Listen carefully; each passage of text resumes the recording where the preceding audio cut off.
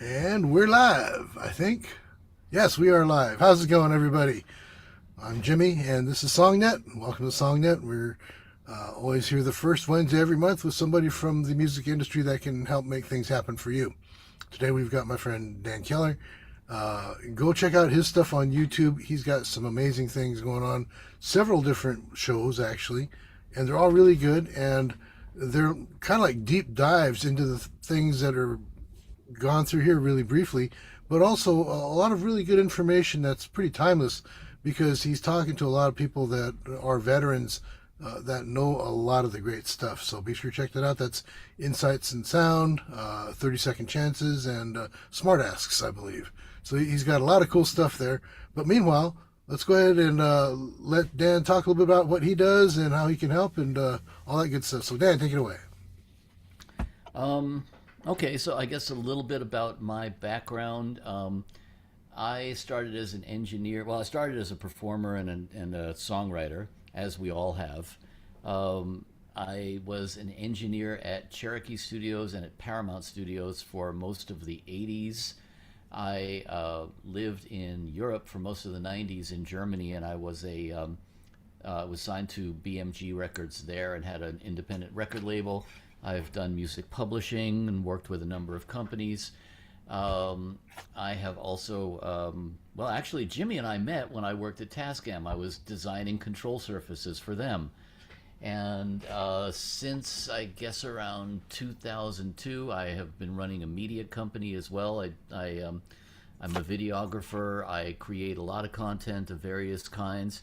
And I still work very, very closely with artists. I spent many years producing artists, and I still do. I now I'm still an audio geek. I'm the chair of the Audio Engineering Society in Los Angeles, and I actually live in Las Vegas, and I teach audio production at the university in Las Vegas, UNLV. So that's kind of what I do, and I still, in my capacity as audio production instructor, I do a lot of production with artists. I still work with a lot of artists and songwriters and help them in arranging their stuff. Mainly, I'm very, very focused on what you have to say as an artist, much more so than the gear. I really don't care that much about the gear, even though I'm obviously, as you can see, very, very into gear and technology. But I'm really focused on why we use it, what we're here for. We're here to create art. We're here to create beautiful things. And every artist that I work with, I really kind of quiz them on, who are you? What do you have to say? What is your voice as an artist? Why do I want to listen to you? Why do you want to listen to you? What is it that you have to say, and could you say it better? Sounds So great. And therefore, I will probably be very, very frank. I tend to be very, very frank in my evaluations of people. So, you know, be ready for that. Yeah, All well, I can since it's say. online, you don't have to worry about shotguns being pulled out. But yeah, also tell us a little bit about how you got started with your internet thing. You know, with the whole get it in writing concept. Ah, well, actually, when Tascam laid me off, which was one of the best things they could have ever done with me, I started as a writer at that point. I'm self-taught in everything I do. Um, I have no patience for formal schooling in that sense, I guess. And I started as a writer, and before I knew it, people said to me, "Oh, so you run a PR company, right? You a marketing guy?" And I was like, yeah, sure, yeah." Which is pretty much, when people said to me, "You're an engineer, right?" Yeah, engineer. How do I? So, that's kind of how I've learned everything. And I've been doing that for a number of years. I guess I started in '02, so almost 25 years. I don't do as much of it anymore, but in the process of doing that, I taught myself how to create and produce video. I did a lot of corporate video for a lot of companies over the years. And during COVID, I got bored and I started a podcast. I actually didn't even know it was a podcast until about 10 episodes in when somebody said to me, "Oh, I like your podcast." Oh, is that what it is? Um, but I talk to friends of mine in the industry, friends and colleagues, everyone from record producers to engineers to mixers to songwriters, innovators, inventors, pretty much anybody who's had any kind of creative input into the industry. And I just say, you want to be my guest on my show? And most of the time they say yes. I've been fortunate enough to have some pretty big names, many of whom are friends of mine, on the show more than once. I also do a lot of live panels at the NAMM show and the Audio Engineering Society show and whatnot. And I bring those guests in as well. And we do events every month, many of which we live stream and record. So if you look for Insights in Sound, that's this right here, um, you will find about, I think we just dropped episode 217. So there's a fair amount of content there, and then there's a lot of short clips from that, which are the smart asks, and you will find that a lot of these people have some really interesting stuff to talk about. So, yeah, I'm a self-contained videographer. I go around a lot of times and interview people, and I'm really into video as well. I find video to be a really, really great mode of expression, especially for musical artists. So, um, yeah, I consider myself fairly multifaceted, or if you want to be more, if you want to be less kind about it, I have a very short attention span. I refer to myself as a lead actor in short attention span theater. And I'm just all over the place, and that's how I stay busy. So there you go. Yeah, well, you've also, like you mentioned, you get a lot of these really high end people. How do you get them? I mean, you meet them, of course, and some of them you've known because of the other work in the industry. But like like Bonsai has that great story about meeting John Lennon, I think it was, and that's where it all started. And that's kind of how you're doing it too. That you can parlay who you know into other people that know them and all that, right? It's kind of true, yeah. I mean, I will preface that by saying that I have, having worked in the industry for as many years as I have, I do know a lot of these people, and I have known them for a long time.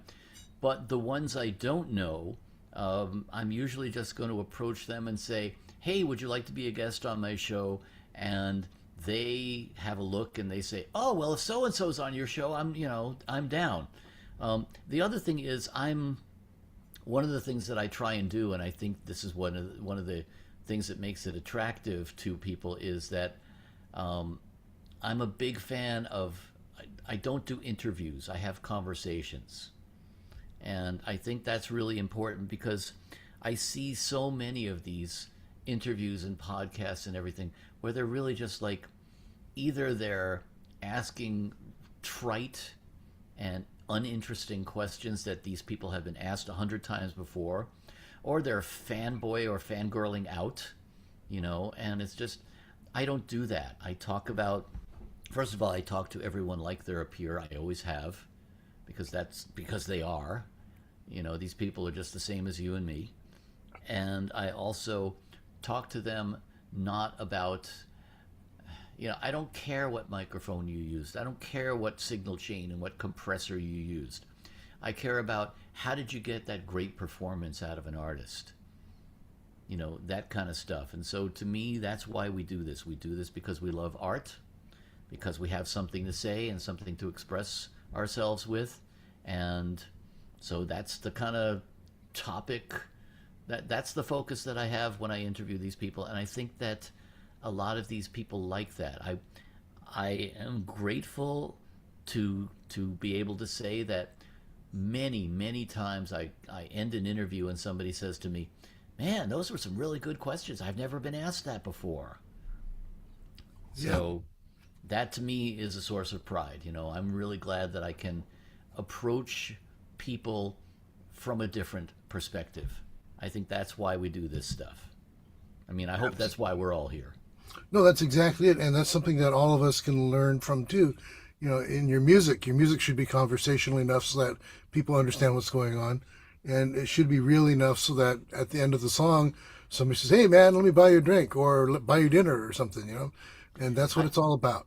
I And absolutely agree. And that's the thing too.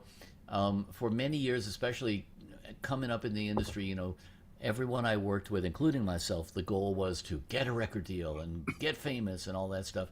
And I think one of the things that I really am pleased about and happy about is that a lot of times I've had people come to me who I've worked with, and they said, I don't care that it doesn't win a Grammy. What I care about is you helped me get this out, and I don't mean out like putting out a record. I mean get it out from here onto a recording, because that's what matters.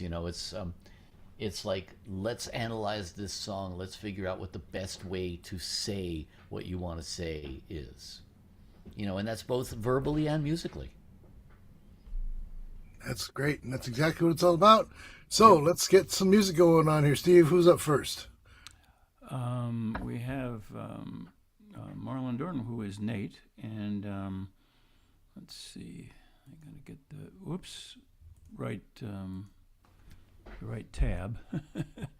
Hey, you want to say something about it, Nate? Sure, yeah, thank you. Hi, Daniel. Hi, everyone. I'm a producer and songwriter. I'm actually based in Las Vegas as well. The song that I'm sharing is one that I finished last week. I did the production and recorded myself. So I'd love to get feedback on everything, but maybe the production in particular for this one. It's kind of just a fun, flirty track about overcoming romantic hesitation, I'd say. But yeah, I'm considering sending this to a professional mixing engineer to just get it touched up, because this is one that I'm a little bit more proud of than maybe some of my others, but still open to any suggestions, and I have time to go back and fix things if anything stands out. So There's always time.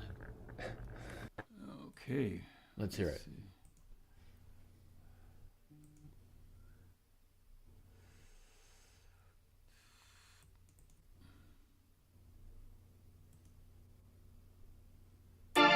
Well, maybe it's me, and maybe I'm wrong. Maybe this beat was just a little bit too strong. You're looking at me, leading me on. Quit playing mysterious, I know what you want. Don't worry about me, but don't wait too long. And don't be afraid to let your feelings come strong. You're looking at me, I'm just letting you know. The feeling is mutual, they say once is an accident, and they say twice is coincidence. But it's the third time tonight that you and I are looking eyes. What could it mean?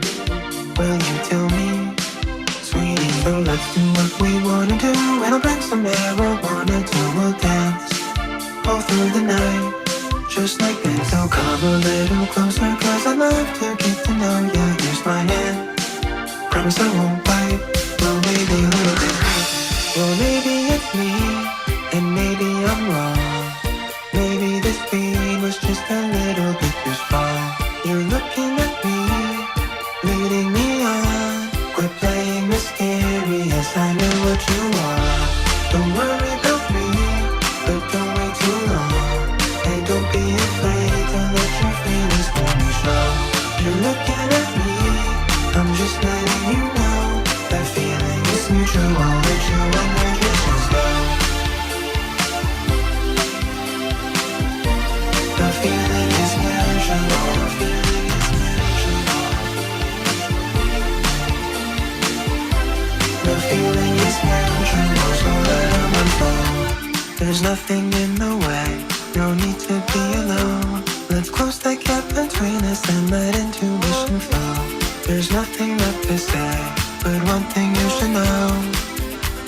You need to let your inhibitions go. Don't worry about me, but don't wait too long. And don't be afraid to let your feelings come and show.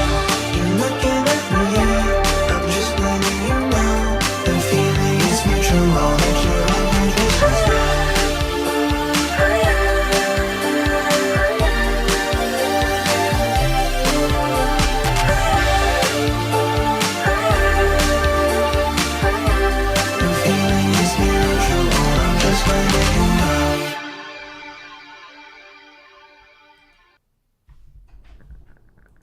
Nice. Thank you. Couple of thoughts. I I like the lyric. It's actually good. I mean, there's a few lines that I might nitpick here and there, but for the most part, it's good. Um, I would speak to the production more than anything else. Okay. Uh, well, first of all, I think what kind of bugs me a little bit is that it's like this. Okay. That you're not, for example, you're not doing anything to make the second verse more interesting than the first verse. Okay. So, for example, you got this one washy kind of organ keyboard patch happening, right? And it's very, very prominent. I would say maybe even too prominent because it's almost taken over the vocal. And so you've got your first chorus, right? Is almost, well, all of your choruses, they're kind of like a double statement, right? They're like 8 measures or 8 bars. Right. Why not do something? Why not introduce something in the second half of it? Like, for example, just maybe something on the beats, ding ding ding ding ding, something like that, or some kind of other figure that breaks it up a little bit, makes it Gotcha, go from here to here, just steps it up a little bit. The vocal is, I would say, the same complaint. It's a good vocal, but you are singing it exactly the same, every single verse, every single chorus. Put a little bit of you in it. I mean, well, now let me ask you: are you pitching this to somebody else, or do you want to do this? Is this more a statement for yourself? See, that's such a good question, and I feel like I don't even know how to answer it. Ultimately, I want to be someone who writes for other people, who collaborates with other people. I don't consider myself a vocalist at all, other than, I'm writing my own songs and making my own demos, because that's all Is I that have your right vocal? now. That is me, yeah. So, I mean, I lots would of... disagree with you. I think your vocal is good. I think it's Thank you, just I appreciate not. that. It's not. You're not trying hard enough. Okay, I'll take that, yeah. Okay. Okay. I want to tell you a funny story. We're talking about like some of the people that I interview. Does everybody here know who Brenda Russell is? No. Okay, Brenda Russell wrote a wonderful, wonderful song called "Piano in the Dark" many, many years ago. She also did all the music to "The Color Purple," the movie. She's an amazing and very, very accomplished songwriter. Probably won about 17 or 18 Grammys in her life. And she was telling me a story about how she got approached by Aretha Franklin to please write a song for her. And so she said, I sat down and I wrote this song that I thought was perfect for Aretha. And Aretha called her up and said, this is a really nice song, but I didn't want an Aretha Franklin song. I wanted a Brenda Russell song. My point being, write from your own heart, write for something that is from you, and then if you're really, really fortunate, it will resonate with somebody else. And at that point, then you can say, okay, I may need to tweak this a little bit, or more likely, they're going to record it and they're going to tweak it their way. And there's nothing wrong with that, man. I mean, there's a lot of people who have been covered by other people who have completely changed their songs. I mean, Aretha Franklin's a great example. Have you ever heard Carole King's original version of "You Make Me Feel Like a Natural Woman"? So totally different than what happened when Aretha got the song, which of course makes perfect sense. They both do an amazing job on the song, but it's like 2 different songs, even though it's the same song, because it's interpretation. So yeah, you can do whatever you want to with your stuff. You're at liberty. It's your statement as an artist. It's a cool statement. But yeah, I would say to you, like, just lean into the production a little bit more, make it a little more interesting. Okay. One of the things that I think is really important to remember is, especially with pop songs of any kind, popular music, and I don't mean pop in a derogatory way. Right. With popular music, the first verse is how you teach the listener the song, so that hopefully by the second verse, they know how to sing along. Okay. And but at the same time, you want that second verse to be interesting. You want to keep them listening, right? And I would say to you that for this song, both lyrically with your singing, not your lyrics, but your singing, and also with your musical arrangement, build it, man. Build it, put some different things in there. Think about counterpoint. Think about maybe changing up the rhythms behind it. Percussion can be your friend too. Don't lay the kitchen sink in there. Be very, very selective about what you do, but let it take shape. Let it bloom like an organic thing. All right. Appreciate that. Thank you. Thanks for listening.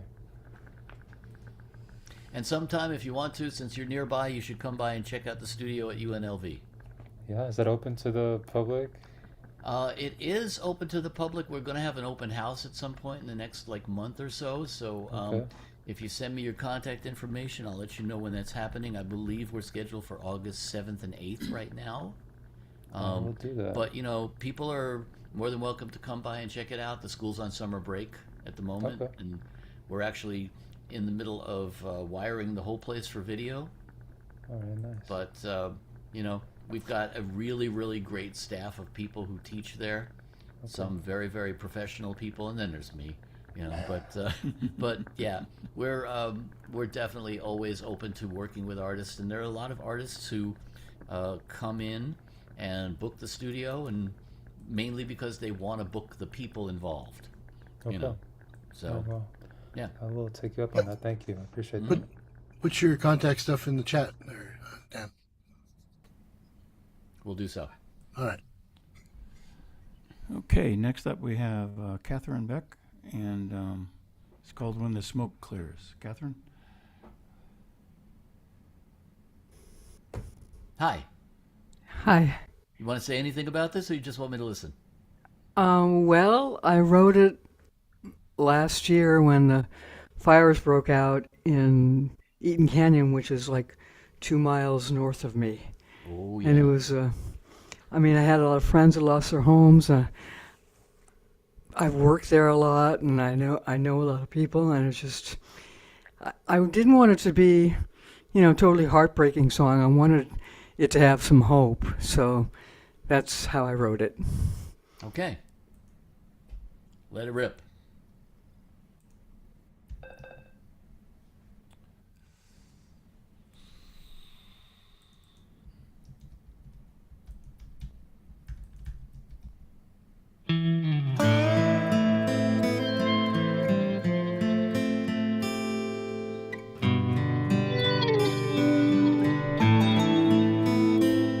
When the smoke clears, it's so quiet outside, the birds stop singing, they flew off to hide. When the smoke clears and the damage is done, I hold my love in my arms, my dog's playing in the car.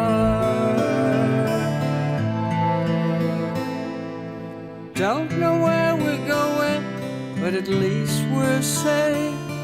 And I pray all my friends get out of this place. First you cry, then you cry some more, then you pick up your heart and the pieces off the floor. When the smoke clears, I walk through the ruins where my house once stood. All the memories of love and good. Picked up a piece of paper lying on the ground. A note from an old friend said he'd soon be around. When the smoke clears, we're gonna rebuild, build it better with our love and God's will.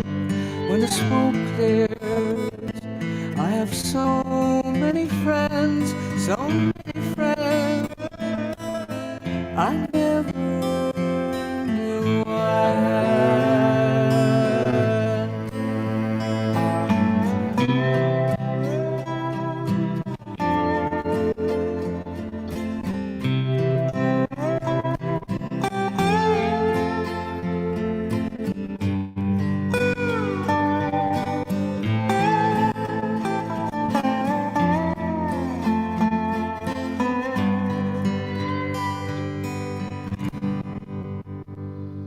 And I hope you won't forget how empathy works. Try all you can to help the people in need. When the smoke clears and the damage is done, I hold my love in my arms, and I feel like I've won. When the smoke clears.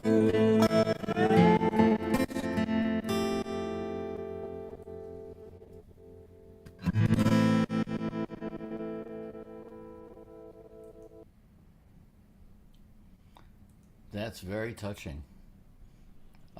Question for Stephen: was that audio was that audio dropout on the recording, or is it? I was hearing It the audio didn't. drop in and out a bunch of times. Oh, really? It didn't drop in and out on my end, but Okay, then it's probably just on the transmission. okay. The only thing, I mean, wow. So first of all, that's really heavy, man. I mean, I have a lot of friends who lost their homes, particularly in Altadena and in Pacific Palisades. I have friends who not only lost their homes but lost very, very treasured instruments, and I know that this is a really, really difficult one. To be honest, my own proximity to the wildfires was one of the things that was an impetus for leaving LA. So I get it. Oops. Sorry about that. Yeah. I the only thing I can say about this musically, I mean, I think the arrangement's great. I would hardly do anything to it. It's really good. The vocal is good. I would say, is there a way to make it more of a hook? I don't know. I almost don't. I'm reluctant to suggest anything because it's really, really good as it is. Sometimes it ain't broke. And this is really good. The only thing I would say is, I wish that I could. I wish that I could punch up the chorus somehow. And I don't know how that would be. Maybe there's another instrument, or maybe there's a harmony vocal. I would say, you could experiment. But Okay. honestly, the danger here is doing too much. Because this is a song that stands on its own. It's the vocal carries it. The guitar is great. The dobro is a nice touch. Um, I it's kind of like if it ain't broke, I wouldn't do too much to it. The only question I have, and this is a rhetorical one, is I never know when I hear a song the first time, am I going to remember it 15 minutes later? Because that's that's the challenge. And this one, I mean, it's very, very good. I wouldn't try much, but I might try and just punch up the chorus somehow with something. Just play around with it a little bit. You may actually find that there's not a lot you need to do to it. Lyrically, it's great. There's a couple of lines, and I would have to pick it apart, which I'm not going to do right here and now. But there's a couple of lines that I felt were a little bit weak. And I think you could probably identify them yourself if you were to, go back. I'm sure that there's, obviously because of the way you write, your own weaknesses clearly, And there's a couple of lines that I kind of felt when I listened to them like, that was a cop out. That was an easy, like, okay, what am I gonna put here, And so you could probably identify those yourself and punch those up too. But again, it's all really little stuff. I mean, I wish I had more to say to you, but I can't find a lot wrong with this, to be honest. It's great. Okay. Thank you. Yeah, I thought maybe the chorus, if I just had some light harmony in the background, that would Maybe. help make it Yeah. a little bigger. Maybe. And the question is also because this is a kind of song, the song form itself, there's not really a chorus per se. It's more like a hook Okay. I mean, it's not a traditional chorus in that sense, and so like, where do you put that? You know, and Yeah. again, sometimes less is more. So, Okay. yeah, this is 90% of the way there. Okay. Well, thank you. My pleasure. Okay, Who's next next? up, we have Dan Marcus. This is called I Could Be With You. Dan? Hello. Hi. Yeah, hi, Daniel. I'm really enjoying your comments and your observations. Thank you. I'll say a few words about this song. And I wrote it originally for a film uh, done by a friend of mine. It's still in post. And the film starts off in the 1960s. I wrote several songs. This song is like the opening song. And I wanted to do something that actually could sound like it was actually from the 1960s, as opposed to a modern take on it. So the song was recorded on vintage equipment. I should say ancient equipment. Did you drop acid first? I'll take the fifth, Daniel. uh, anyway, that might, I'll try that next time, actually. Anyway, so A lot of people have before you. I've heard of such things. Anyway, it was mostly recorded live in the studio, no click track or anything. I went for that authenticity thing. I'm not singing on it. It's being the singer is a guy named Kip Lennon, who is a pretty well-known singer in L.A. Actually, is a son of one of the Lennon sisters. If that Yes, rings a bell. I know of Kip. Okay. Oh, good. Okay. And I'm playing guitar, and I'm done with a few friends of mine. Several are in a band called Those Stray Jackets, and we all got together. I know them well. Oh, do you? Yes. Oh, okay, Yes. I fantastic. spent a They're lot very of good. years in LA. Oh, okay, great. Yeah, they're very good friends, and Cool. great history. Hmm. And anyway, so that was the deal. So just and so basically, this is it. Let's hear it. Okay.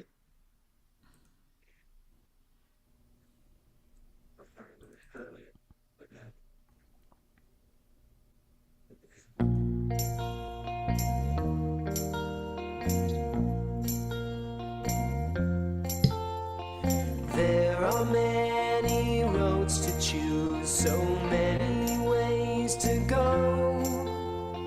Just where they would carry me, I have no way to know. Still I'm through with wondering what's wrong and what is right. Now that you are here with me, I finally see the light. I could be with you, my love. I could be with you. There is nothing in this world I would rather do. I was lost in yesterday. It's strange to think, but true. Now tomorrow calls to me. I could be with you.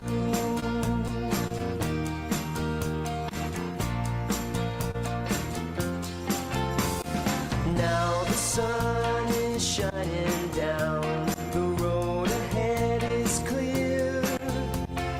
There is music in my heart whenever you are near. I could never turn away. This feeling is too strong.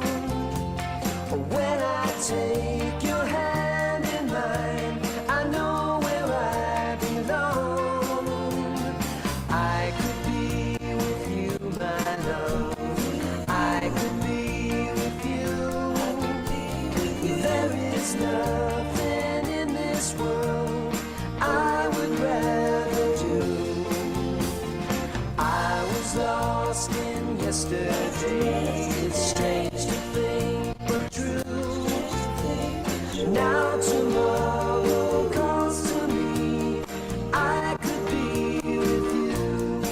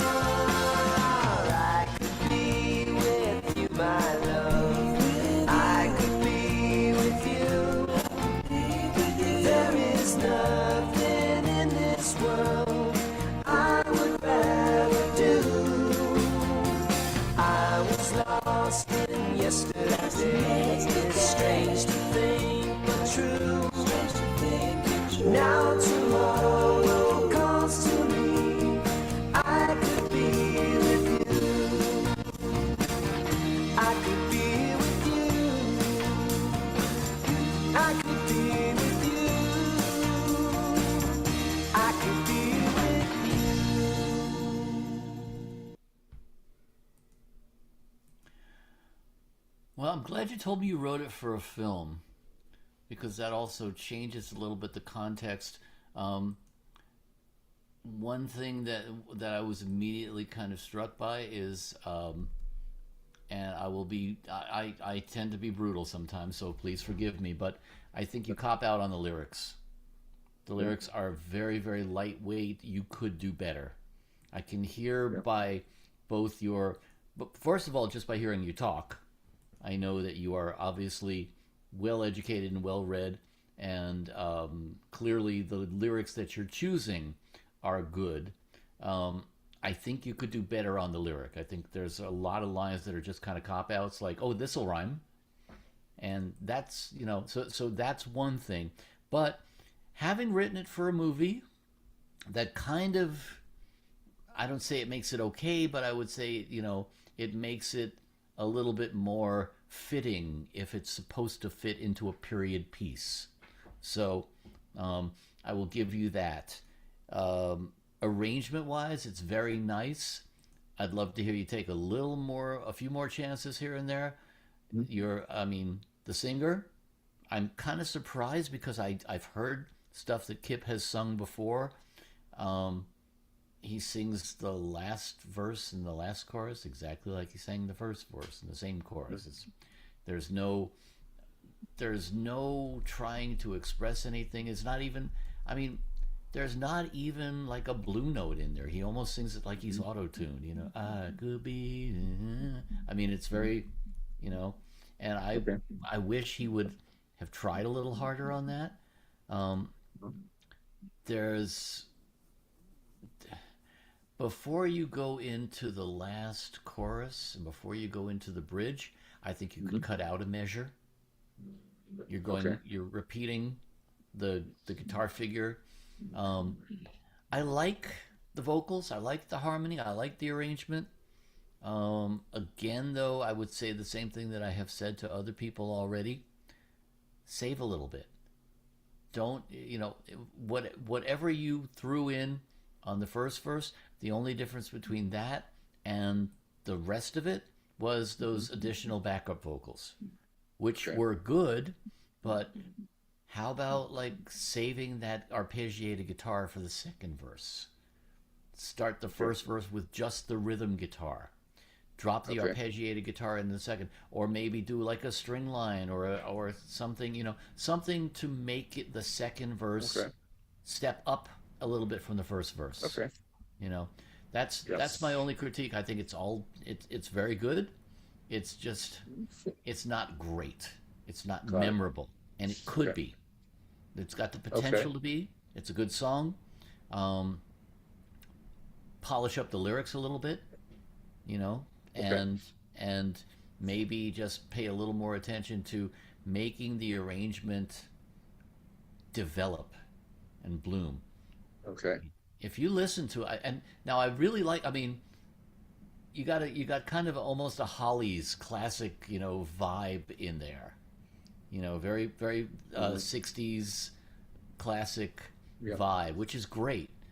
But if you go back and listen to some of those tunes, you will notice that a lot of times they'll just add a little something in that second verse. They'll do something to Okay. step it up a little bit. Mhm. It doesn't have to be much. It doesn't have to be huge. It can be completely subliminal, but it's something. Mhm. And what you've got right now is it's ending the same way it started. Got it. The Okay. guitar part's the same all the way through, Yep. you know? So Okay. that's the only thing I would say. Other than that, I mean, good song, got a lot of potential to it. Okay. I'm curious to see the movie. Okay. I'll give you a free ticket. Awesome.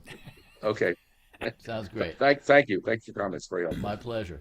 Yeah, there's one thing that I'm thinking about there, Dan. It kind of sounded to me quite a bit like the theme from Cheers. It You- does. that Yeah. that one spot, where everybody knows your name. You have that same melodic line in there. I Okay. could see that, but that song also is kind of emulating, The if you think 60s, about yeah. it, it's 60s Mhm. too. Um, I heard more like, and I can't remember what song it is in particular, but if you're familiar with like the Hollies Yeah. stuff, you know, Hmm. um, I heard a lot of that in it. I heard a lot of that same kind of vibe to it. Hmm. Just yeah, again, go back and listen to some of the Holly stuff as a great example. You Yep. know, listen to what's that one song? Uh, Under My Umbrella. That's the song I'm thinking of. You know Yeah. that Bus song? Stop. Bus Bus Stop. Stop. Yeah, Bus Stop. That's the name of it. Yeah. I love this song. I love that song. Great song. Great song, absolutely. Listen to what they do there, Okay. you know, among Will other do. things. I think you'll hear what I'm talking about. Sounds good. Okay. Thanks. Yeah, but the thing that I was wondering about is, these days with all this copyright nonsense going on, how close do you think we can get without being tagged on it? You know, I mean, I hear that stuff all the time, but, look, man, there's only 12 notes. You know, I mean, I mean, look, a true artist, what's that great line? There's a great line from Salvador Dali. Um, and the line goes, "He who refuses to emulate creates nothing." Wow. And it's really true, man. Every single person you listen to is going to evoke somebody else. We're all emulating something. We're all creating something that's, based on everything we've taken in. The only thing is, how much do you filter it and make it your own? And well, that Robin Thicke thing, that's always on everybody's mind. Oh, I know, right? Yeah. Yep, Yeah. Oh, absolutely. by the way, Stephen, I'm hearing a lot of distortion in both the songs. Okay. It feels like clipping or something. Yeah, that's Both what of I them. was hearing I before. have it set on stereo. Should I put it on mono? I don't know. Ask Yeah. Daniel. Yeah, exactly. Yeah. I'm not a Zoom expert, sorry. Yeah. There's also high fidelity mode. You might want to check that too. Okay. I will when I go up there. Let's see. All It good. sounded I'm still okay on getting the mine. essence of the song. That's what's important.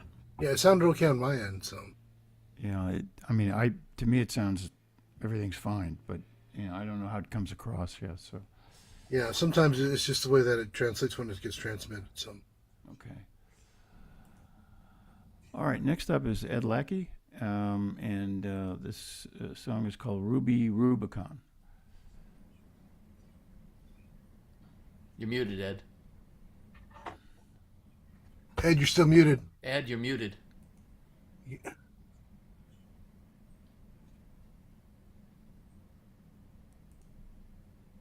There we go. I heard the name Rubicon and I thought, that's pretty neat. Is that like a polygon? It's actually a river in the north of Italy. Yes, it And when is. Caesar crossed, it was like the last step. Mm-hmm. Yes, I have been there. It's red from the iron. Okay. Let's hear it.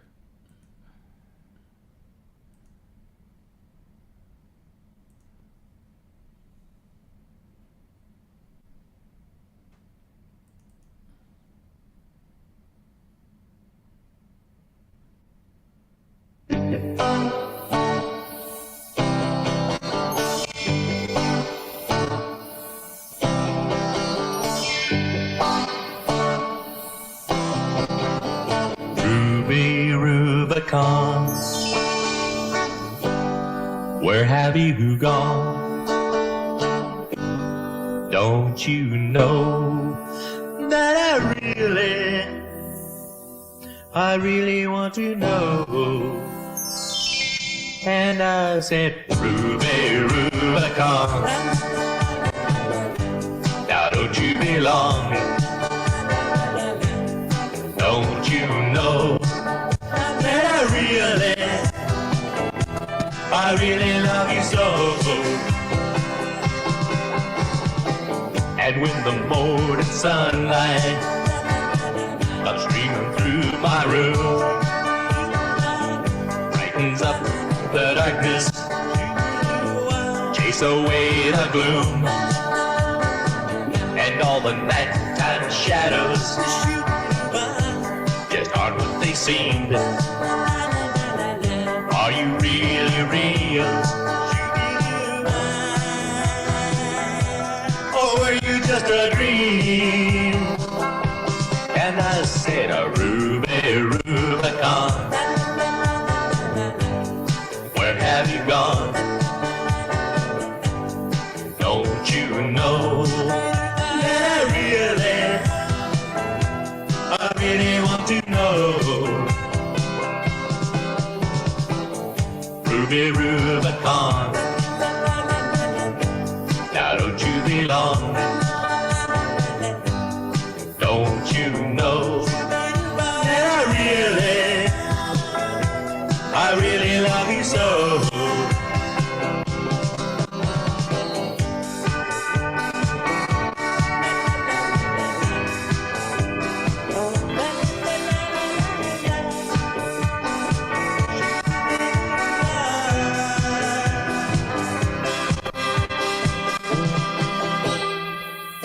Everybody's got a Ruby Rubicon, someone you think of when the rest are gone. Sometimes they're real, sometimes a dream. I think you know just exactly what I mean when I say Ruby Rubicon, where have you gone? Don't you know that I really want to go? Ruby Rubicon, now don't you belong? Don't you know that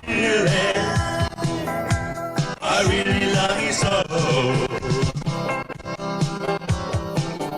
Ruby Rubicon, Ruby Rubicon, Ruby Rubicon, Ruby Rubicon. Ruby Rubicon, Ruby Rubicon, Ruby Rubicon, Ruby Rubicon.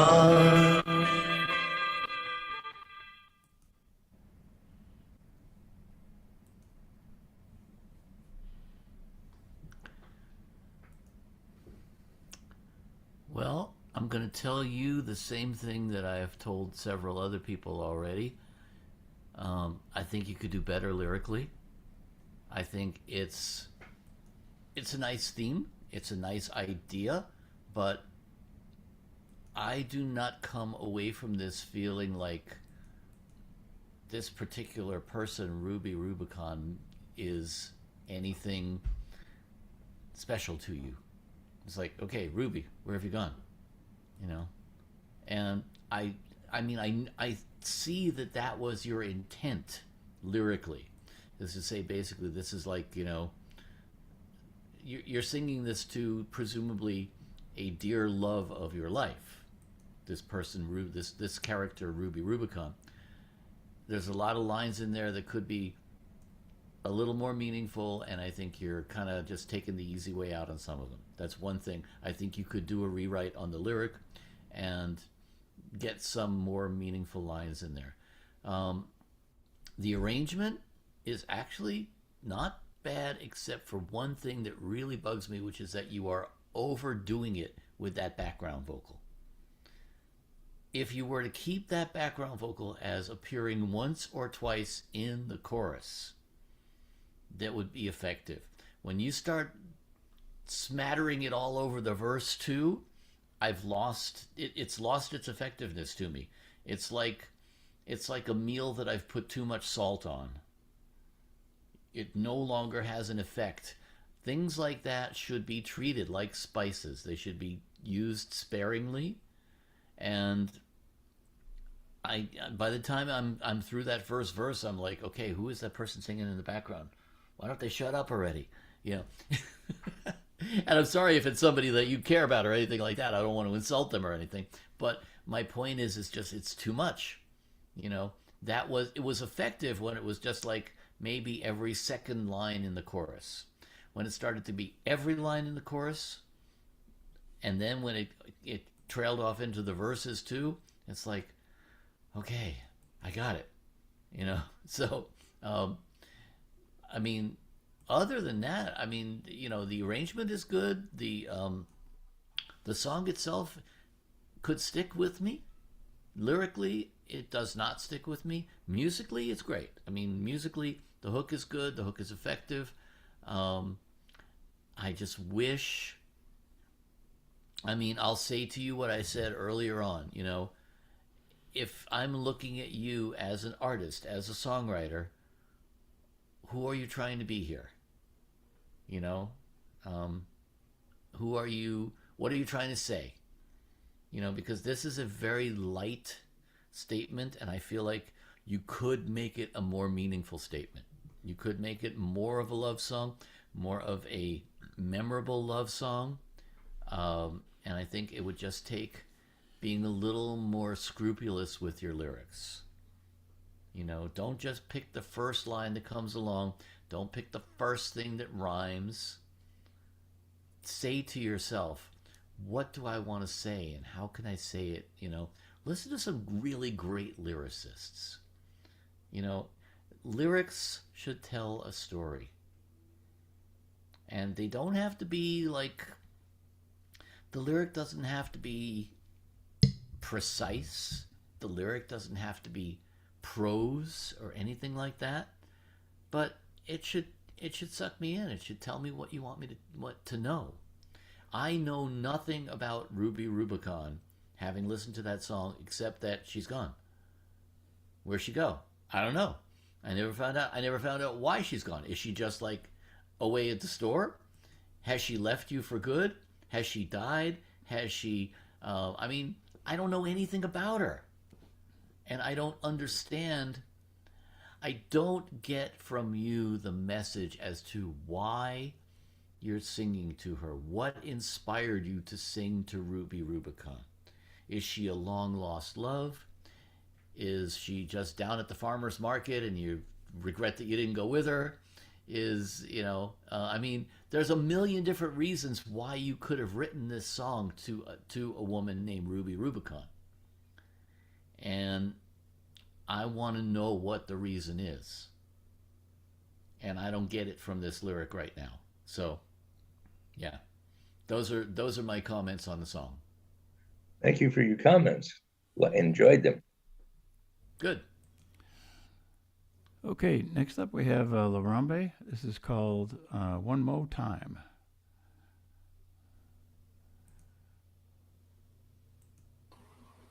Hello. Hi. How you doing? Good. How are you? Alrighty. This is a song about celebrations, anniversaries. Could be birthday, it could be 4th of July, you know, whatever. But it's celebrating. It's called One More Time Around the Sun. Okay. So pretty much work in progress. They all are. Here we go.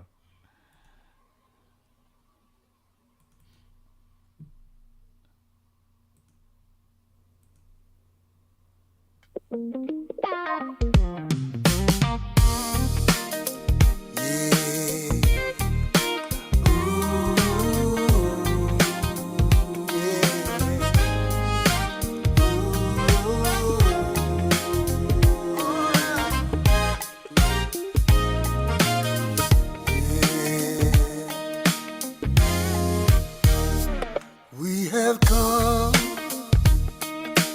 one more time round the sun. Brand new year has just begun. We've come one more time round the sun. Oh yes we have. Might be somebody's anniversary. Might be somebody's birthday.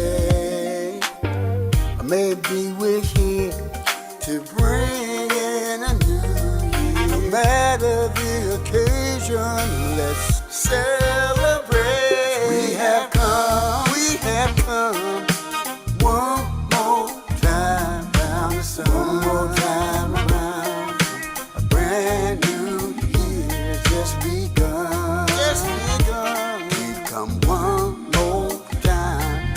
around the sun. Might be some couple's anniversary or somebody's birthday, or maybe we're here to bring in the new year. Whatever the occasion, let's celebrate.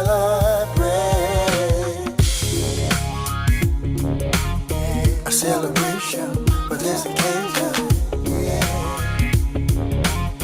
Another year has come and gone. Looking forward to the future when we'll be singing the same song.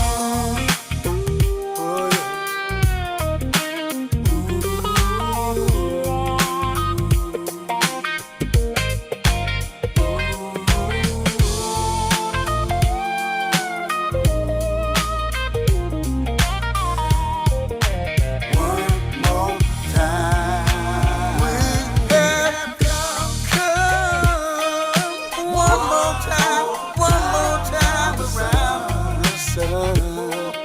A brand new year has just begun. Come one more time around the sun. Oh yes, we have. We have come one more time around the sun. Oh yeah.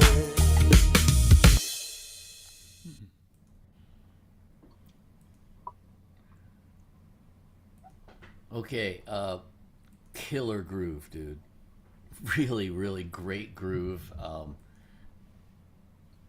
I'm gonna beat you up on the lyrics too, and I can tell that they're a work in progress. Obviously, uh, there is so much you could do with this, man. This is like old school R&B. You know, this is like Cool in the Gang. Totally like 60s, 70s R&B. It's a great groove. It really, truly is. Right. The vocals good too. I think the biggest challenge I have with this is I want to celebrate, man. It's like, okay, referencing Cool in the Gang. Let's talk about the song Celebrate, which is a very, very similar theme, right? Everybody knows that song, right? When you hear that song, do you not want to get the hell up off your seat and just start dancing on the freaking tables? Right? This makes me wish that it made me want to do that.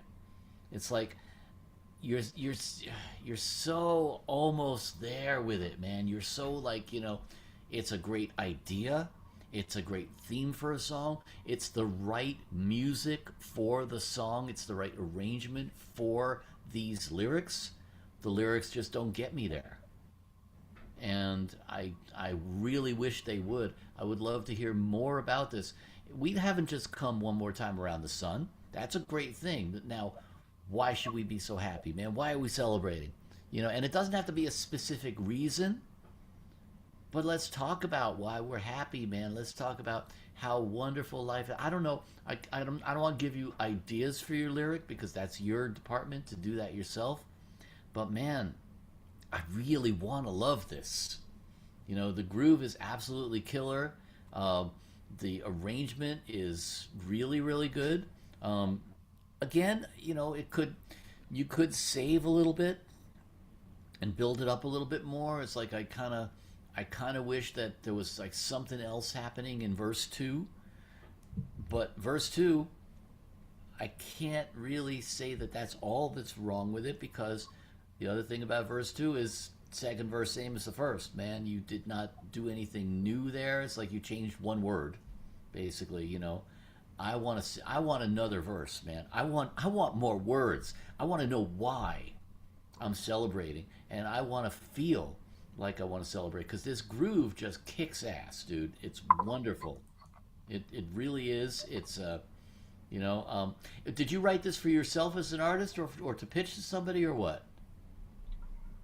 Well, I am an artist, so when I write for myself, but also Okay. this could be used for somebody else. But basically, like I said, it's a work in progress.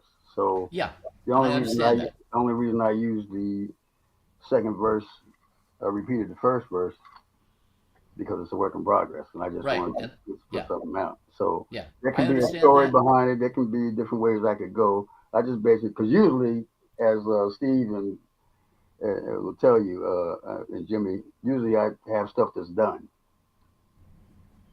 So I wanted to have something that was undone to present, Yeah. and so then I can manipulate and do whatever, take your advice, whatever it may be. So I appreciate what you have to say, and it'll be better. You know what? I mean, listen, lyrically, you got it. It's off to a great start. I really do like it. Um, I would love to hear you build the arrangement a little bit more. Again, I mean, like you do some really great stuff there. I could really use a bridge, more of a bridge. You know what I'm saying? Like, give me verse two, give me the chorus again, and then give me something completely different. Give me something that goes to a completely different part of the song. Give me a bridge, and then, what I would suggest to you on the arrangement is, give me a bridge that's musically different, and come out of that bridge modulating up a whole step, because that will open it up even more, and that will, I mean, if you modulate that sucker up on the last verse, dude, everybody's going to be partying. I mean, it's so it's so close. It's really close. It's a great, great tune. I really, really like it, and I would love to hear it when it's completed. Okay, It's absolutely very well done, very well written. Um, it's, yeah, like I said, great groove, man. Really killer. I greatly appreciate it, and we'll see if we can get something finished to you. Sounds good. I Yeah. love it. And by the way, I appreciate your references about old school. I'm a Philly boy, so I'm Oh, about dude, I could tell, man. Yep. Philly soul. Okay, so just want to make sure we got Philly in there. You got to get Philly in there. I'm a New Yorker, so I get it. I understand. Um, Yeah, East Coast R&B, man. That's what that is, and it's great. It's hard to pull off, man. It really is. I've heard a lot of people, especially in this day and age in 2026. I've heard people try and pull that stuff off, and it's hard to do. So, my kudos to you for doing a really great job musically on it. Um, Man, finish this song seriously, and do not cut corners on it. Make it as good as it can be, because it can be really good. appreciate it. Okay, next up, we have one from a fellow. This is a friend of Ed's who isn't terribly computer savvy, so he's listening on YouTube. So All right. he had problems signing in, and I don't think he isn't that used to Zoom. But anyway, this is by Art Corey, and name of the song is called "Watermelon Margaritas." I don't have lyrics on this one, so Oh, I'll just play okay. it, and can do a quickie on this, and then we have three more. Myself, Jimmy, and Gia. I think she said she'd be a little late, so we'll play ours first then. So this is the one from Arthur. Let's see.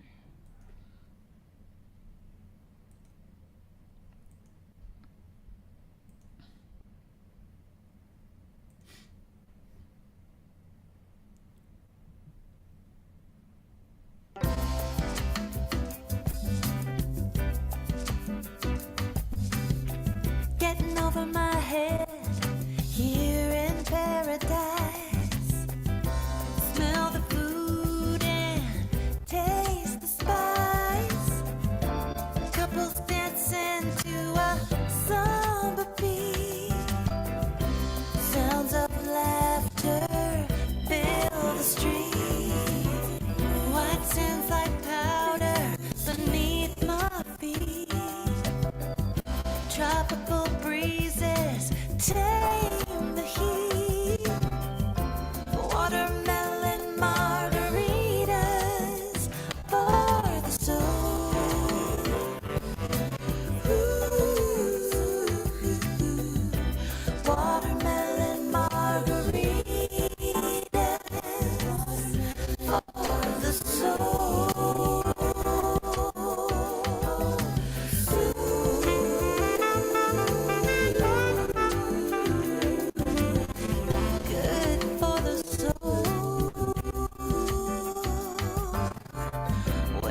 crash around me.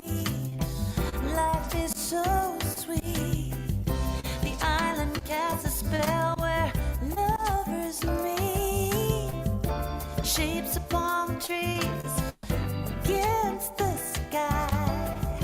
Beautiful sunsets like magic to your eyes.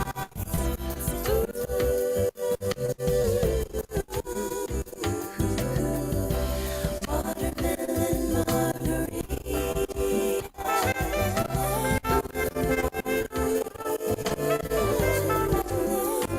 Good for the soul.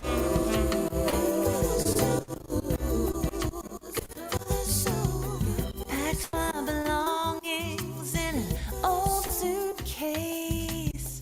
Came for a week and found my family. Move your body, the island life will make you stray. Ooh, watermelon margarita. Good for the soul.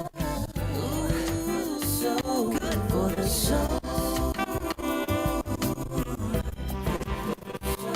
Watermelon margaritas. Watermelon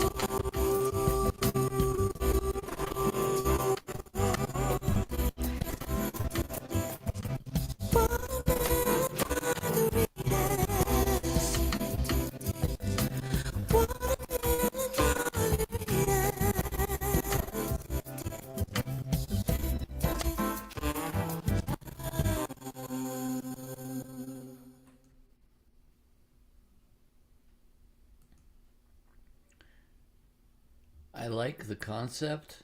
The song is about 2 minutes too long. I mean, it starts off great, and it's a really nice arrangement. It's a really nice theme.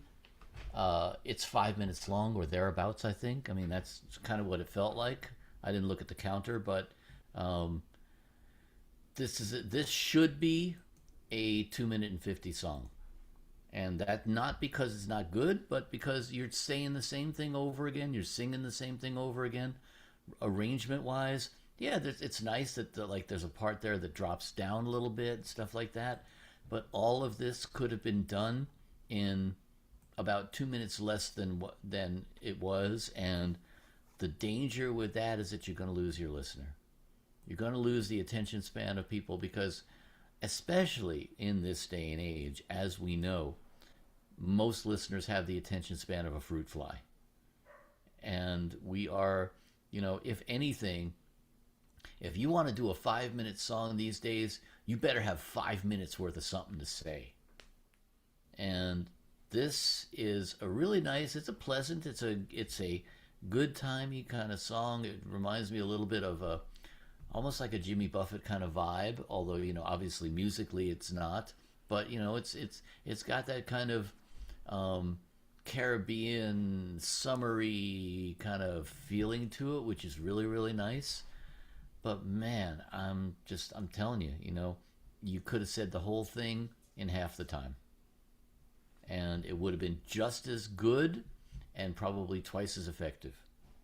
So that's the only thing I would say is cut out the extraneous parts. You don't need the sax solo. You don't need to come back and say the same thing over and over again. It would have been a lot more effective if it was under 3 minutes long. Other than that, I mean, I like the arrangement. I like the song itself. Lyrically, okay, it doesn't make any dramatic statement, but it doesn't have to, because it's not that kind of song. It's not a love song. It's not a, it's a feel good song,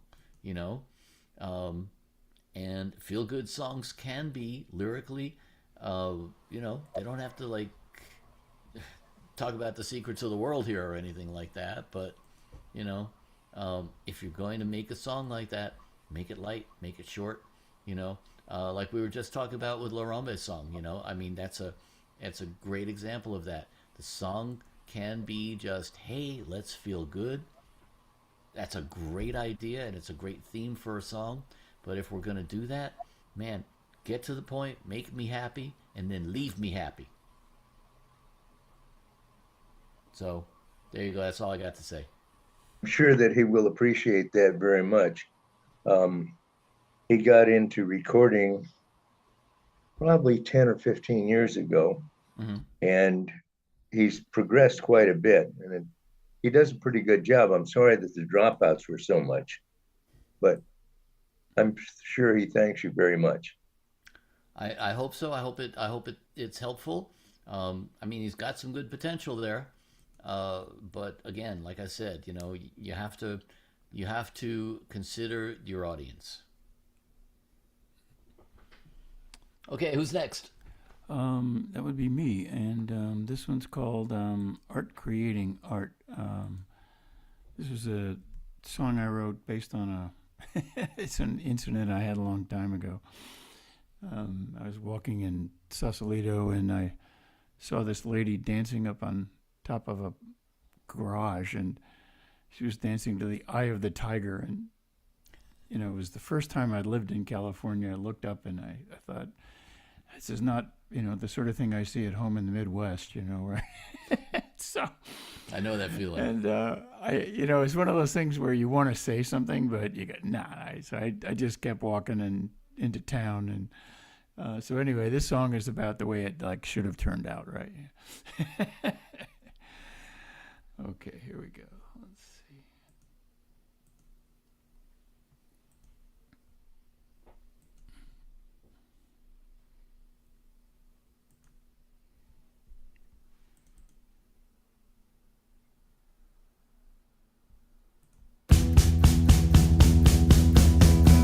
She thinks I'm sleeping, but out of the corner of my eye I see her reflection. She stands naked, brush in hand before a canvas, painting something I can't see. She's art, creating art. She stands like a ballerina.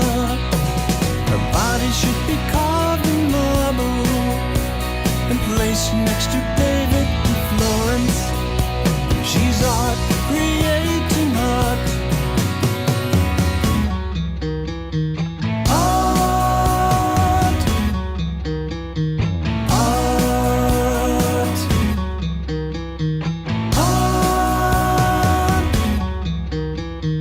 art, art. How did I get here? Her solo dance, her spirit free upon a high porch. My curious eyes, her finger pointed to come in. Her light green dress fell to the floor. She's art, creating art. She stands like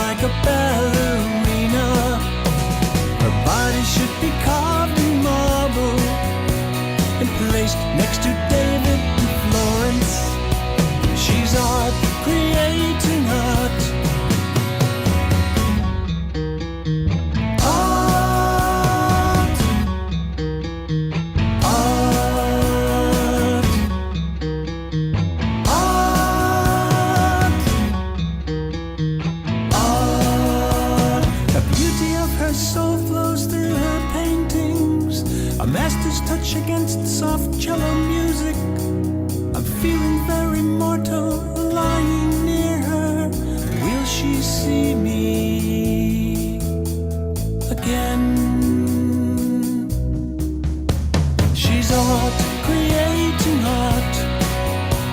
She stands like a ballerina. Her body should be carved in marble and placed next to David in Florence. She's art, creating art. Art, art, art,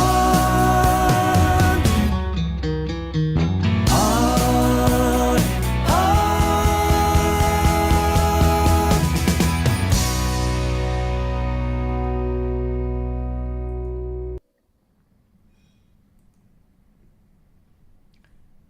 I love the concept. I like the beginning of the chorus.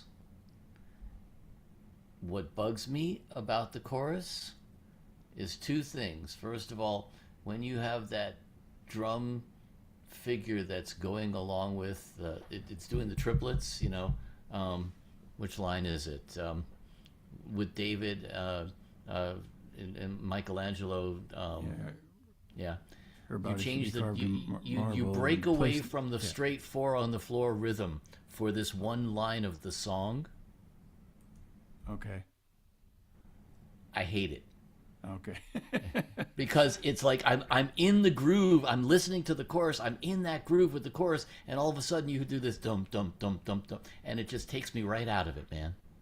And lose that shit. Seriously, Okay. just let Okay. let the lyric support it. You don't need to get the drums behind it, man. One of the most annoying things about any drummer is when they won't keep the steady beat. That's the role of the drums, damn it. They should be Okay. keeping the groove, and you are breaking that groove up. Okay? Okay. So I would say right away, lose that. The other thing that bugs me is then that second half of the chorus, where you're just singing art, completely extraneous. I would take that out completely. Either repeat the last line of the chorus or just leave the chorus the way it is. The chorus starts out really, really strong, Okay. and then all of a sudden you're just singing art. Okay. Okay? Unless it's a song to Art Garfunkel, there's no reason to sing art 4 times there. Okay. All right? Yeah, another version, I took out half of that. Yeah, all right. Okay. I would say take out at least half of it. I like I said, I mean, the way the chorus kicks in, I dig it. It's really it's a lyrically, I feel like the verse is a little bit cryptic. It almost doesn't suck me in enough. It's kind of cool, but it doesn't. But melodically, it doesn't suck me in. But the chorus knocks in really nicely. The chorus actually, it's like, oh, okay, cool, I get it, and it starts really grooving. But that one thing with the drums, I'm telling you, man, that breaks up the groove. Okay. You want the chorus to be something, what's the idea of the chorus? The chorus is supposed to just grab you by the short and curlies, man. Right. Right? The Make you chorus sing should along. be just like, Yeah. and suck you in and hold you there. And if you take that groove and break it up like that in the middle, you have just killed the whole groove. Okay. And there's no reason for it. I could see maybe if you were playing this song live, the last time through the chorus, when you repeat the chorus on the way out, maybe you would do that. But to do it every time the chorus comes around is, you've just shot yourself in the foot. Okay. No need for that. It's a good chorus. let it go, let it groove on its own. Don't try to make it more than it is. Okay. I dig the arrangement. It's cool. It definitely says to me like how shall I say this? A midsummer's daydream, almost like walking down the beach in Venice or something like that, and you see this thing. I mean, it's cool. It's a great concept. It's a great idea and everything. Try it with some of those changes in the arrangement. I think it will vastly improve the song. Okay. Next up is Jimmy, and Uh-oh. So do you Okay, I have to save my most brutal remarks for Jimmy. Absolutely. I don't usually submit to these things either because we usually don't have time. But since we only had a couple, I said, all right. Oh, we do have one afterwards too for Gia. Yeah, so we'll see if Gia gets here. See if she gets here late. Even if she doesn't, that's okay. But so the whole concept of the song is that my co-writing friend and I were talking, and I said, well, you can play guitar in this one. And yeah, that's what I told her. And she said, Jimmy, me to play guitar, I might as well be playing an umbrella. So, of course, I said, well, that's cool. So this is the way the song worked out. Okay.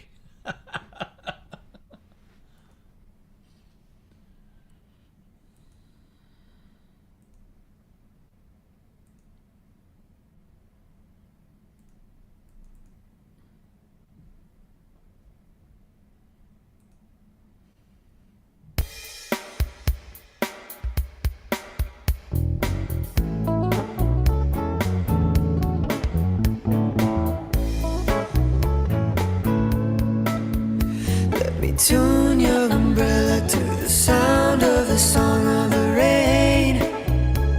Yeah. Cover your heart to protect you from any pain. It might get cold outside, but if we hold on tight, we'll find sweet harmony. Under your umbrella, singing the song of the rain.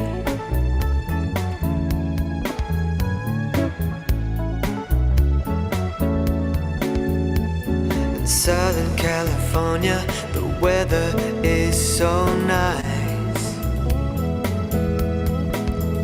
If it gets a little hotter, have a latte with some ice. Rainy clouds appear, there's no need to fear. It all will pass in time. If you believe it, I guarantee it. Let me tune your umbrella to the sound of the song of the rain. Yeah. Cover your heart to protect you from any pain. It might get cold outside, but if we hold on tight, we'll find sweet harmony. Under your umbrella, singing the song of the rain.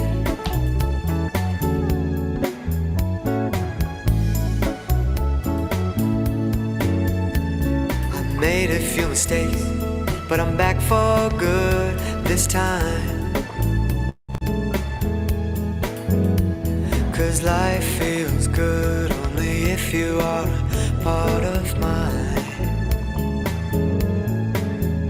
There's a song in the air, but if you're not there, there's no reason for this rhyme. If you believe it, you're gonna feel it. Yeah, let me tune your umbrella to the sound of the song of the rain. Yeah, cover your heart to protect you from any pain. It might get cold outside, but if we hold on tight, we'll find sweet harmony. Under your umbrella, sing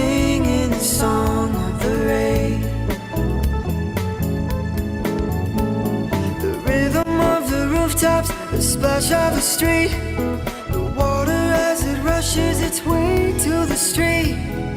Listen to it chime on the wrought iron gate, the sound of your voice when I hear you say, let me tune your umbrella to the sound of the song of the rain.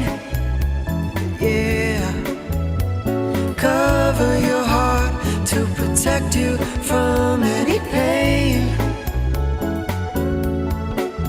It might get cold outside, but if we hold on tight, we'll find sweet harmony. Under your umbrella, singing the song of the rain. Under your umbrella, singing the song of the rain.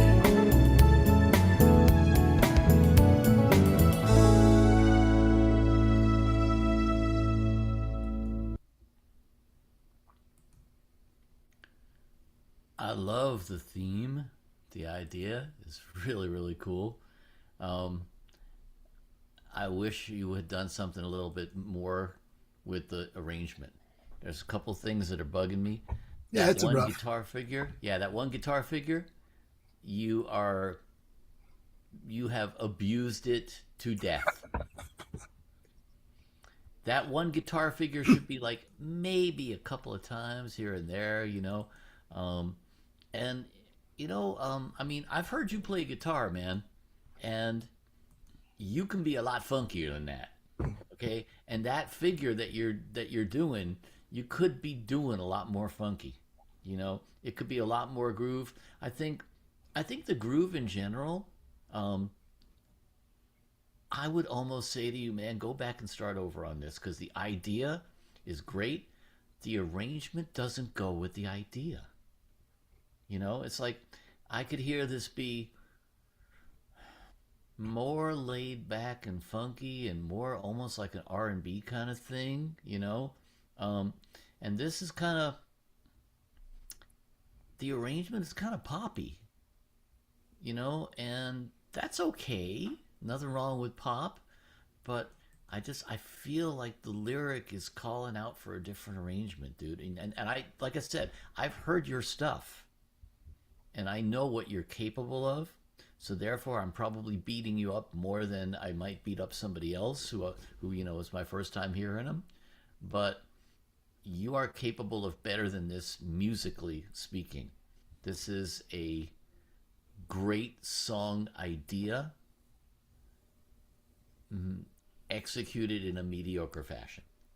And I say that, with love in my heart for you, brother. I mean, I'm not like, just being cruel here or anything. I just know that you could take this like so much higher than it is right now. The and I understand this is a sketch. These are all sketches. But consider like maybe I wouldn't slow it down that much, but just make the groove a little bit more like, I want this thing to sit up and bark, man. It's like it's a great lyrical idea. Tune your umbrella, dude, that's awesome, And I would love to hear you do more with it. Again, I would like to hear this song when it's done because I think it could be really cool. Yeah, no, that's exactly what it's all about. It was, literally just a drum machine and, you know, Yeah, yeah, very rough. I get it. One of my friends singing it because my vocal on the rough was even rougher. So Well, maybe that's what it needs. Maybe it's, I think part of it is it's almost too smooth.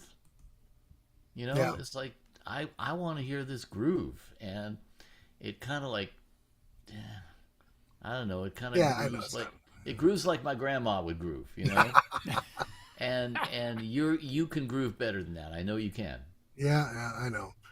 But lyrically, I was hoping that it would, it works. I think it kind of does. So Absolutely. Lyrically, it's really cool. I mean, there's a couple of weak lines here and there, and you know what they are. I don't have to point them out to you. Again, you are. I have known you long enough, particularly Jimmy, that I know what you can do lyrically. So you know there's a couple of lines in there where you just went, okay, right? But we also know that we could go back and change those. That's You why know? it's a rough, yeah. Yeah, exactly, exactly. So it's 60% of the way there. The lyrics, like I said, most of them are good. There's a couple of weak lines. You can find them. You can replace them. You know, musically, man, take this and make it something. It's a good idea. Thank you. Okay. Okay, last What one. else we This got? is our buddy Gia, who, for whatever reason, couldn't make it or is late, maybe still. But anyway, might as well go ahead. She's a regular, so Jimmy, you want to go ahead and play, right? Yeah, go ahead and play. Are we cool with that? Yeah, okay. This is called Living Like a Gringa. Yeah. Okay. This should be kind of interesting. Yes.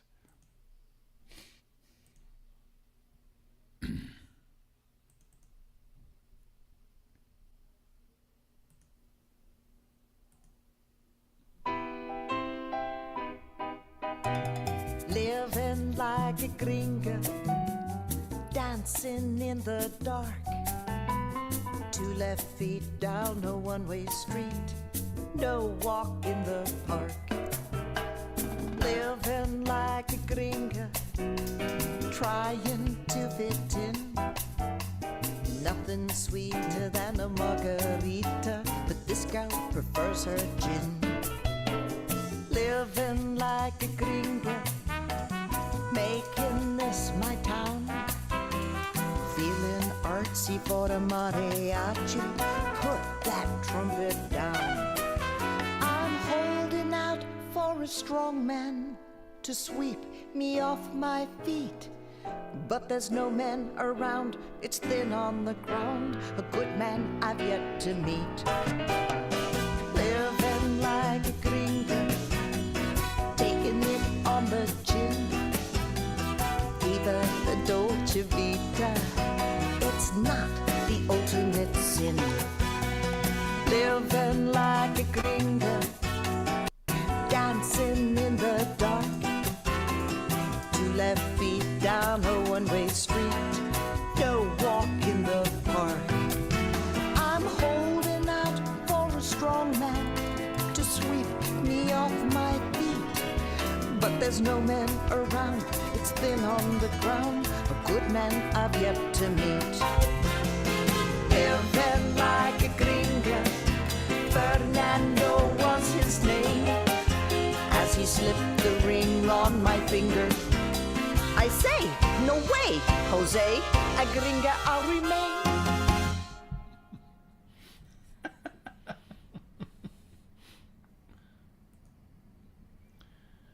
Wow, I wish she was here. The arrangement actually does one thing that I have been beating up several of you on, which is it actually blooms, it grows. She's got elements in the second part that don't come in until then. There's some really good stuff there. Lyrically, this is, again, I'm sorry to say it, but this is lazy. It's a great idea that didn't go anywhere. Especially, I mean, that last verse, where the hell did that last verse come from? Lyrically speaking, I mean, I have no idea why all of a sudden there's some guy who put a ring on her finger and she's like, no way, Jose, and where'd that come from? Nothing led me to that. I have no idea why you're suddenly telling me that. There's no story here. And there's no story in any of the lyric, and that kind of bugs me because it's a great idea. Again, living like a gringa, that's cool. The whole, I mean, there's so much you could do with this lyrically. There's so much you could talk about being a nonconformist, essentially, about being, I mean, talk about your lifestyle as a gringa. Talk about how, I mean, there's a bunch of stuff here that's not happening, right? Like, why are you telling me this? Why, what's this thing about two left feet? What's this thing about, I mean, there's all sorts of stuff there that I just go, okay, what does it mean? You know, and I mean, this is like so much promise that is not realized. And lyrically, it bugs me. And you know, I have said this before, and I will say it again. Man, I am a stickler when it comes to lyrics. Okay, there is no excuse for writing shitty lyrics. And I'm not calling these lyrics shitty. I'm just saying, you know, in general, there is no reason for anybody with a modicum of talent to not use that talent and pay attention to the lyrics, write something good, write something that's gonna suck me in, that's gonna tell me a story. You know, I mean, I can name you a whole bunch of songs that tell me a story. The whole point here is I want you to paint me a picture. I want you to look at a song as a short form story, a play. Who's the character? What is it about the character? What is it about the person that I want to know? What is it, you know, like I was telling you, Ed, earlier about your song, you know, what is it about Ruby Rubicon? Why do I want to know this? Why do I want to know about you living like a gringa? You know, there's so much you could have done here that you didn't do. And, you know, if you had done it, the song could actually work. The song could be something special, and it could speak to me, and it could bring me someplace. Right now, I'm getting off at the next stop, man. You know, there's nothing here for me. There's nothing where I say, oh, that's like, okay, you're living like a gringa. What does that mean? Why? Why do I care? What is a gringa? Well, I'm assuming that a gringa is a female gringo, right? Now, again, you know, I agree with you. What is a gringa? You did not define it for me, right? Like, if I say gringo, right? Like, you know, my Hispanic friends are going to call me a gringo as, well, hopefully they're not going to be, like, going out of their way to insult me. They're going to be like, okay, you know, you're I mean, you know, it's like, I could call myself a gringo, right? Because, like, you know, when I go out with my friends and go out for, like, you know, Mexican food, man, I can't take it nearly as spicy as they can, and that's one of the jokes that runs around. Like, okay, man, you know, give me, if somebody says to me, how hot do you want it? I say gringo level, right? Like, that would be something from me, right? But if she's using this metaphor to say, I'm living like a gringa, you know, maybe, I mean, I get my, you know, but the first thing I would think of is, okay, so you're a white girl hanging out with Mexican guys? I don't know. I don't understand. Right? But again, it's like, I don't get anything from this. I don't get an explanation of what that means. Now, based on what little I got out of the lyrics, my assumption was that she was using this to say, like, you know, I'm an independent woman. I'm out on my own, and I'm not taking shit from any guy. Whatever it is, I don't know. I'm you know, you just put your finger on it, Larambe. I'm sitting here going, what does that mean? What are you saying? Right? You know, and I wish I knew. It could be a really great idea. But you didn't take it anywhere. And therefore, you didn't take me anywhere. So it's a nice, lightweight song that could have been something else. So, well, thank you for the explanation. What's that? Thank you for the explanation. Yeah. I wish I was explaining it, man. You know, I wish she was here, because I feel like, you know, I would love to ask her what she wanted to say. You know, I would love to have an explanation. You know, just like, what do you mean? You know, but yeah, okay. Coulda, woulda, shoulda, you know. And you know, on the other hand, she's not here, so she can only hate me after she watches this later on. I don't know. Okay. Well, that was the last one. So Do you know where the term gringo comes from? I do not. when Pershing led the army in the Spanish-American War, they used to sing "Green Rose the Lilacs," hence the term "green row." Interesting. Okay. I was, like I said, I always thought, because I have a lot of Hispanic friends, um, I laugh at myself and I make fun of myself calling myself the gringo, you know, and especially, I mean, because um, I have worked with Latino musicians, and done songs where I'm like, it's like I'll make a joke about it. And I'll say, well, this is the gringo's opinion on what you're doing there, whatever, But yeah, I don't know, man. Okay, so that was the last one. Yeah. That was the So last thank one. you. That was great. It was real good commentary, real good information. I love what you were doing about, excuse me, just going through the notes and stuff. It was fantastic. I got Jimmy all choked up here, folks. I'm all choked up. Yeah. Anyway, Well, Daniel, I thank you for coming appreciate out. all of Yeah. you. I appreciate you entrusting me with your babies and listening to what I have to say. I do want to conclude by saying it's just my opinion, right? I mean, don't take anything I have to say for gospel. You know, there's an old running joke that if you ask 10 producers for their opinion, you'll get 20 different answers. At least. Yeah. Yep. Depends what they ate for breakfast and what kind of day they're having and everything. So A bit of smoking. yeah, all that stuff, man, all that stuff. But honestly, it's like I appreciate you giving me the opportunity to give you my feedback, and I hope that it's helpful in some way or another. I think you all got a lot of talent, and I would love to hear more. So I look forward to coming back another time.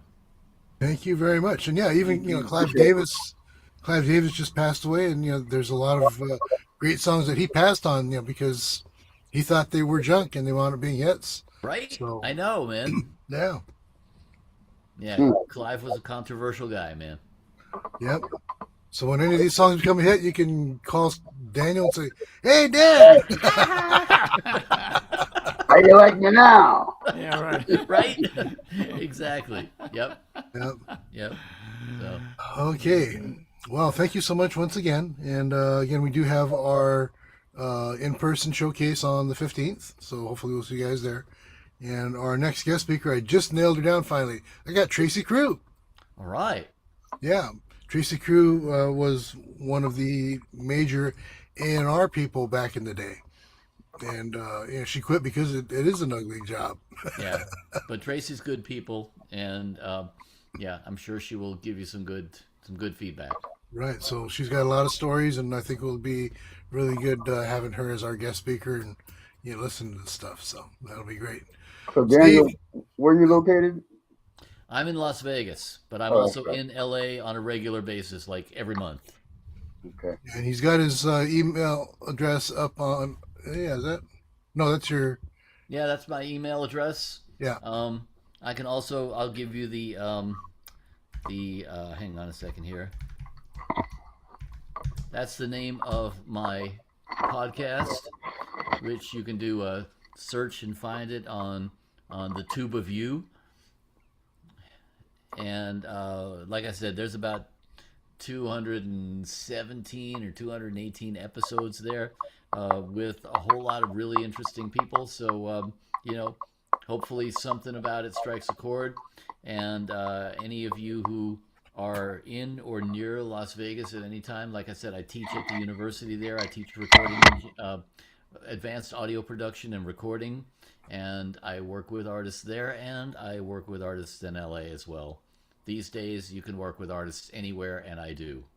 So I love the idea that we can phone in our parts now. Yep. And we will definitely see you for lunch. I owe you one, definitely.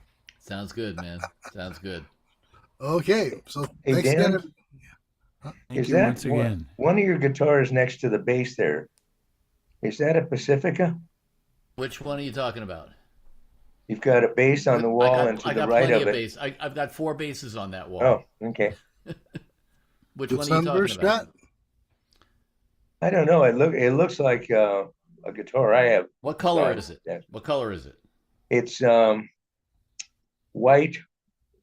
It's got a Oh, the white. white. Well, they do, The but it's next to the black on the right. that one right there. No, over the other way. Over the other way. Yeah, That one. Yeah. That is actually a CBS era Strat. It's a real Fender.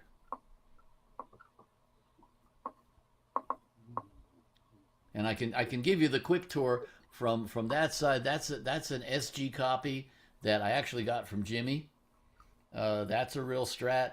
That is a Hofner Paul McCartney bass. That's a handmade fretless bass from a guy who used to make guitars in San Francisco named Doug Rumian. That is a beautiful blue acoustic guitar right there that I just recently got from Jimmy, and it needs a tune-up, but it's gorgeous and I love it dearly. That's a Telecaster that I got from Jimmy right there. That's a Warwick bass, and that is a Jack Cassidy Epiphone bass. And then behind me over there is a Mini Moog. So there you go. There's the very, very brief tour of my arsenal, at least part of it. There's a bunch more down over there, but yeah. Collecting guitars is a sickness. Just ask Jimmy. He knows. Oh yeah. Oh yeah. All right, folks. Well, thank you so much for having me. Is your email posted? I don't see your email. Yes, it is. Look in the chat there. You will find me. Yeah, if you want to save the chat, you go above I it. see .com. I don't see an email. You have to scroll up. It says Daniel at Daniel Liston Keller. Is it? Yeah, DanielListonKeller.com. That is my website. Right, but like I was asking about the email. Yeah, the email's email's up right at the It's top. there, man. yeah. But I think LaRamba came in late, so it doesn't show up on his chat. Oh, I see. Yeah. But it's Daniel at DanielListonKeller.com. Daniel at. DanielListonKeller.com. Putting it in there again. Oh, I for have you. that. Yep. There it There is. you go. Back again. Yep. Okay. So feel free to drop me a note anytime. Thank you Okay. again, Daniel. Thank you again, and we'll see you.